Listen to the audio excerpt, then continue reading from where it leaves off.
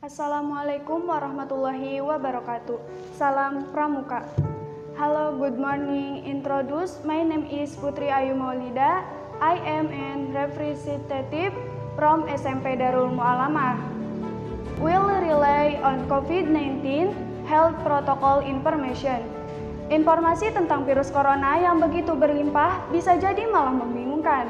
Maka dari itu kita memerlukan protokol kesehatan yang alurnya jelas, sederhana, dan mudah dipahami.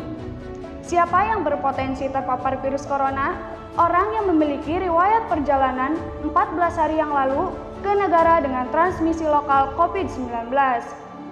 Atau merasa pernah kontak dengan pasien terkonfirmasi positif COVID-19. Apa yang perlu dilakukan jika memenuhi dua kondisi tersebut?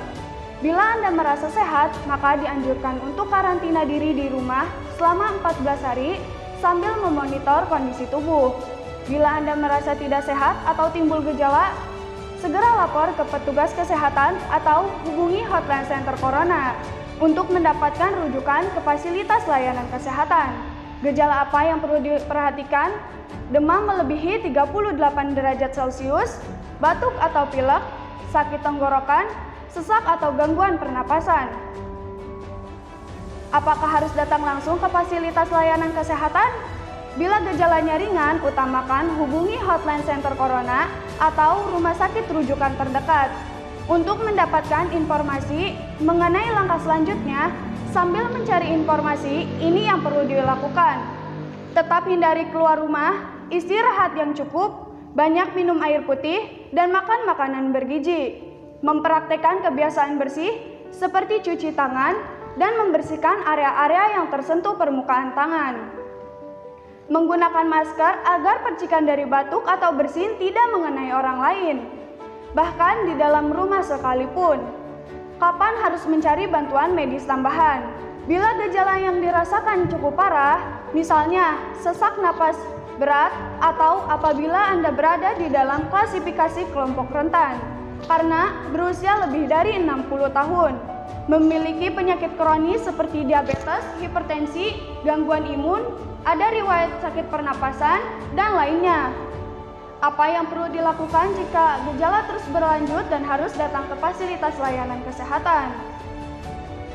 Gunakan masker saat keluar rumah, mempraktekkan batuk dan bersin yang benar, tetap hindari menggunakan transportasi publik. Bagaimana tahapan screening pasien di fasilitas layanan kesehatan? Sebelum diberikan pemeriksaan, tenaga kesehatan melakukan screening jika tidak memenuhi kriteria pasien dalam pelayanan atau PDP COVID-19 dan akan dirawat inap atau rawat jalan sesuai diagnosa dan keputusan dokter. Bila memenuhi kriteria, pasien akan dirujuk ke salah satu rumah sakit rujukan, didampingi oleh tenaga kesehatan yang menggunakan alat pelindung diri atau APD. Di rumah sakit, spesimen pasien akan diambil dan diperiksa lab dan akan ditempatkan di ruang isolasi. Hasil sampel akan dikirim ke Badan Penelitian dan Mengembangkan Kesehatan atau Balitbangkes di Jakarta.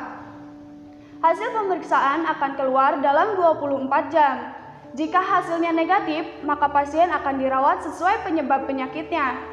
Jika hasilnya positif, maka pasien akan dinyatakan sebagai penderita COVID-19 dan akan diambil sampel setiap hari, baru dikeluarkan dari ruang isolasi jika hasil sampel 2 kali berturut-turut hasilnya negatif.